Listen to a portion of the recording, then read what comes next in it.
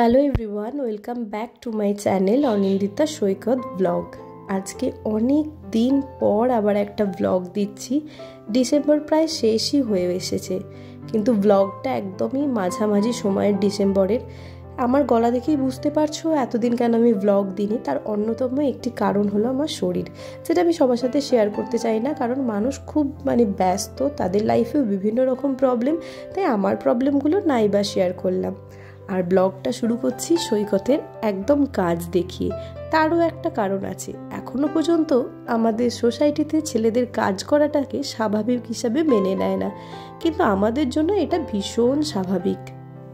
আর আজকে ভেবেছি আমরা সন্ধে থেকে রাত্রি পর্যন্ত কি করে থাকি দুজনে, সেটাই তোমাদের সাথে ভাগ করে নেব।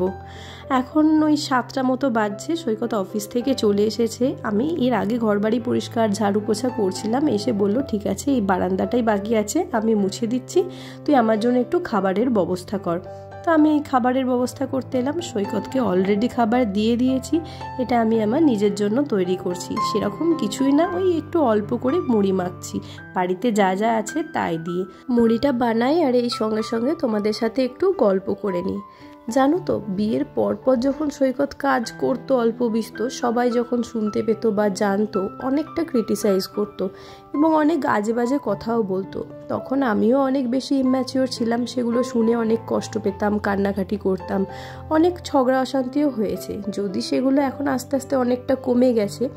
এই কথাগুলো বলার আমার একটাই কারণ, শুধুমাত্র মেয়ে সংসারে কাজ করবে এটা নয়, ছেলে মেয়ে দুজনকেই সমানভাবে করতে হবে এবং সবার এটাকে অ্যাকসেপ্ট করে নেওয়াটাও উচিত।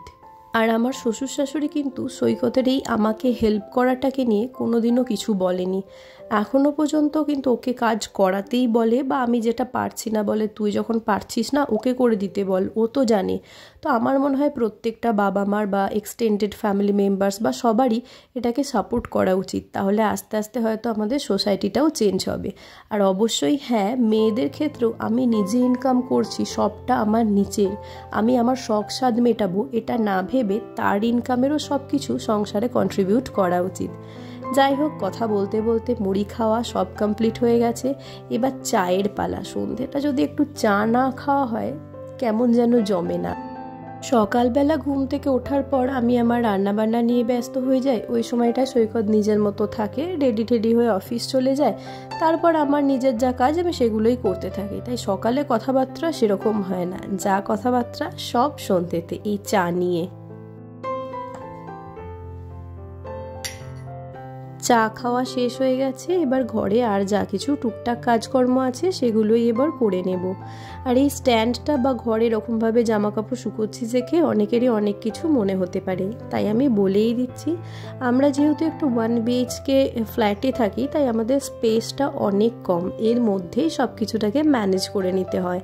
আর হ্যাঁ, ছাদ আছে, ছাদে নিয়ে গিয়ে তো জামা কাপড় শুকোতে দেওয়াই যায়, তবে সব সময় আমার পক্ষে না সেটা সম্ভব হয় না। এই জানলাটা দিয়ে অনেকটা রোদ আসে, তাই ওখানেই মেলে দিই, মোটামুটি 1-1.5 দিনের মধ্যে শুকিয়ে যায়। এই যে জামা কাপড় তুলে নিয়ে এসে এবার ভাঁজ করছি। জানো তো, অনেকেরই ধারণা আমরা একটা ছোট ফ্ল্যাটে থাকি, আমরা দুজনে থাকি, তো আমার আর সারাদিনে কি কাজ, আমার তো অঢেল সময়, আমি সারাদিন শুই, ঘুমাই, রেস্ট করি। কিন্তু বিশ্বাস করো, এটা কমপ্লিটলি উল্টো। যারা একটা ছোট জায়গায় থাকো তারাই বুঝতে পারবে, একদম প্রপারভাবে সব কিছুটাকে গুছিয়ে রাখতে হয়। যেটা যেখানে জিনিস যখন যেখান থেকে নিচ্ছ সাথে সাথেই সেখানে যদি না রেখে অন্য কোথাও রাখো, পুরো জায়গাটাকে এলোমেলো হয়ে যায়। ছোট জায়গায় জানো তো খাটনিটা অনেকটা বেশি হয়। আমার বাড়ি যেহেতু অনেক বড়, আমার শ্বশুর বাড়িও মোটামুটি বড়, বা এর আগেও যেখানে থেকেছি যথেষ্ট বড়, অনেকটা স্পেশিয়াস। এখন যখন থাকছি অনেকটা ছোট জায়গায়, সেটা আমি তো অন্তত খুব ভালো করে বুঝতে পারছি। এই ধরো এতগুলো জামা কাপড় এতক্ষণ ধরে বসে বসে গোছাচ্ছি, আর স্পিডটা বাড়িয়ে তোমাদের সাথে শেয়ার করে নিলাম। তাহলে সত্যি কি তাই? যদি বাস্তব জীবনে এরকম হতো তাহলে কি মজাটাই না হতো। যাই হোক, যেটা হওয়ার নয় সেটাকে নিয়ে তো আর ভেবে লাভ নেই, আমার মতো সবাইকেই করতে হয় এটা। তো আমার গোছানো বাগানো হয়ে গেছে, এবার সমস্ত জামা কাপড়গুলো আলমারির মধ্যে তুলে রাখছি। এই ওয়ারড্রপটায় আমরা সাধারণত বাড়িতে পরার জামা কাপড়ই রেখে থাকি, সৈকতের অফিস যাওয়ার কিছু জামা কাপড় আর বাড়িতে পরার আমার আর ওর দুজনেরই। আমাদের সন্ধেগুলো মানে সন্ধে থেকে রাত্রিটা প্রত্যেক দিন একই রকম হয় না বা একই রকম রুটিনে চলে না, বিভিন্ন দিন বিভিন্ন রকম রুটিনে চলে। তাই আজকে আমি সারা দিনটা যেটা করছি সেটাই শেয়ার করে নিচ্ছি, আবার যদি অন্য দিন কখনো করি সেটা সেই দিনের মতো শেয়ার করব। আমরা দুজনেই যেহেতু এখনও টিপিক্যাল হাজব্যান্ড ওয়াইফ হয়ে উঠিনি বা হয়ে উঠতে চাইনি, বা আমরা দুজনেই ঘোরতর সংসারীটা হয়ে উঠিনি, তাই আমাদের সন্ধেগুলো বিভিন্ন রকমভাবে কাটে। কোনো দিন বাইরে ঘোরাঘুরি করে খাওয়া দাওয়া করে, কোনো দিন এদিক ওদিক যাওয়া বা বন্ধুবান্ধব ডেকে আড্ডা দেওয়া, আবার কখনো সিনেমা দেখা, গল্প করা, এভাবেই কেটে যায়। আর হ্যাঁ, পড়াশোনাটাকেও যেহেতু পুরোপুরি ছেড়ে দিইনি, কখনো কখনো আবার আমরা পড়াশোনাও কিন্তু করি। হয়তো কোনো একদিন তোমাদের সাথে শেয়ার করব সৈকতের মতো পড়াশোনা করে, আমি আমার মতো পড়াশোনা করি। আগেই বলেছি আজকে সন্ধেটা একটু অলসভাবেই কাটছে, তাই সন্ধেবেলা পড়াশোনা বা এদিক ওদিক ঘুরে বেড়ানো কোনোটাই আমরা করিনি। একটা দুজনে মিলে সিনেমা দেখেছি, অনেক দিন সিনেমা দেখা হয়নি, তাই বেশ ভালোই লাগলো। এখন খাওয়া দাওয়া হয়ে গেছে, এবার রান্নাঘরটা পরিষ্কার করে নিচ্ছি, থালা বাসন ধুয়ে নিচ্ছি।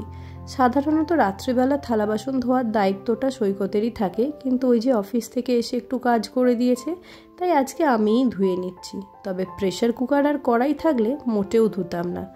আমি সমস্ত কাজই মোটামুটি করতে পারি এবং কোনো অসুবিধেও হয় না, তবে আমার প্রচণ্ড কষ্ট হয় বাসন মাজতে, আর এটা আমি একদমই পারি না। যাই হোক, কিছু করার নেই, করতেই হবে। দুজনের জন্য তো আর কিছু মানে কাউকে আসতে বলা যায় না, এটা একটা অপচয় বলা যেতে পারে, তো সেটা আমি করতে চাই না। তোমাদের সাথে গল্প করতে করতে প্রত্যেক দিনের মতোই গ্যাস, বেসিন, রান্নাঘর সবই পরিষ্কার পরিচ্ছন্ন হয়ে গেছে। এবার শেষ মুহূর্তে ওই যে চেক করে নেওয়ার পালা, কী কী আছে কী কী নেই, মানে কোন কোন মশলাপাতি ঢালতে হবে সকালের জন্য। কারণ সকালবেলা উঠেই না আমাকে রান্না করতে হয়, তাড়াহুড়ো করে এগুলো সম্ভব হয়ে ওঠে না। তো কালকে যেহেতু উইকেন্ডস ছুটি আছে, তো কালকে আমার আর তাড়াহুড়ো নেই, কিন্তু অভ্যাসবশত সেটা আমি করেই রাখলাম।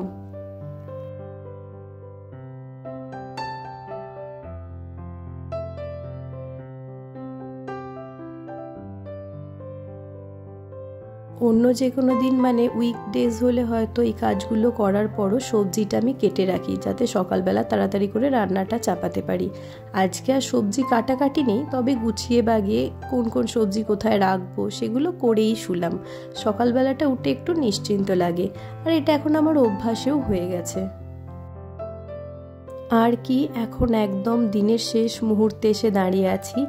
সারাদিনে সন্ধে থেকে রাত্রি পর্যন্ত কি করলাম টুকটুক করে তোমাদের সাথে শেয়ার করে নিলাম। মানে আমার মধ্যবিত্ত জীবনযাপন, আমার মনে হয় আমাদের একটা সাধারণ পরিবারে সবার এই জীবনযাপন বা সবার রুটিনটা মোটামুটি একই থাকে, হয়তো বিভিন্ন দিন বা একটু এদিক ওদিক হতে পারে। তো আমার এই রুটিনটা তোমাদের কেমন লাগলো অবশ্যই তোমরা আমাকে জানিও। মানে এরকম ধরনের সকালের বা দুপুরের এগুলো কি তোমরা দেখতে ইচ্ছা করছে আমার থেকে আমি কি করি? যদি জানাও তাহলে অবশ্যই আমি তোমাদের সাথে শেয়ার করব। এখন ওই যে ব্রাশ করে নেওয়া, একটু ফেস ওয়াশ করে নেওয়া, এগুলোই করছি। মানে আর 5টা সাধারণ মেয়ে যেটা করে থাকে সেটাই করছি। তবে এখন অনেকটা শীত পড়ে গেছে, একটু স্কিন কেয়ারের প্রয়োজনীয়তা আছে। তোমরা কে কীভাবে স্কিন কেয়ার করো আর কী কী প্রোডাক্ট ইউজ করো তোমরা অবশ্যই আমার সাথে শেয়ার করে নিও। আমি শুধুমাত্র একটা কোল্ড ক্রিম আর বডি লোশন, লিপ বাম, মানে একটা ভীষণ বেসিক এবং সাধারণ রুটিন। আর অবশ্যই শীত পড়ে গেছে, কার কার বাড়িতে পিঠে পুলি খাওয়া শুরু হয়ে গেছে সেটাও কিন্তু আমাকে জানিও। এখনও পর্যন্ত আমি খাইনি, তবে খুব তাড়াতাড়ি হয়তো কিছু না কিছু খাবো। আজকের মতো সমস্ত কাজ কমপ্লিট। আমি সাধারণত রাত্রিবেলা কি করি এই রুটিনটা কখনো তোমাদের সাথে সেইভাবে শেয়ার করিনি। মানে আমার ওই বাসন টাসন মাজা, রান্নাঘর ক্লিন করা মানে খুব তাড়াতাড়ি থাকে। প্রত্যেকদিন আসলে সকালবেলা সৈকতের রান্নার জন্য আমাকে সবজি ফবজি কেটে রাখতে হয়, মানে সবই কিছু করে রাখতে হয়, তো ক্যামেরা নিয়ে সম্ভব হয়ে ওঠে না, মানে অনেকটা রাত হয়ে যাবে। তো আজকে যেহেতু মানে সময় আছে, কাল সৈকতের অফিস ছুটি, ওই কারণে সবটাই তোমাদের সাথে শেয়ার করলাম। এতক্ষণ পর্যন্ত যারা ভিডিওটা দেখলে যদি ভালো লেগে থাকে অবশ্যই একটা লাইক করে দিও, শেয়ার করো এবং সাবস্ক্রাইব করো, করে আমাদের পাশে থেকো। তাহলে আমাদের নতুন ভিডিও বানাতে একটু এনার্জি পাবো, মানে ভালো লাগবে। আর আজকের মতো তাহলে ভিডিওটা এখানেই শেষ করলাম। দেখা হবে পরবর্তী নতুন একটা ভিডিওতে। ততক্ষণের জন্য সবাই সুস্থ থেকো, সাবধানে থেকো। আর একজনকে দেখাই, সৈকতকে দেখাই কি করছে দেখো। আমি কাজ করে করে মরে যাচ্ছি, আর ও দেখো ঢাকা ঢুকি দিয়ে ফোন ঘাঁটতে ব্যস্ত। যদিও বিশেষ কিছু রাত হয়নি, কালকে ভাই আসবে তাই তাড়াতাড়ি শুয়ে পড়বো, কারণ সকাল থেকেই অনেকটা প্রিপারেশনের ব্যাপার আছে। তো এখানেই ভিডিওটা শেষ করলাম। Good night, tata. টাটা বল রে একটা। Good night.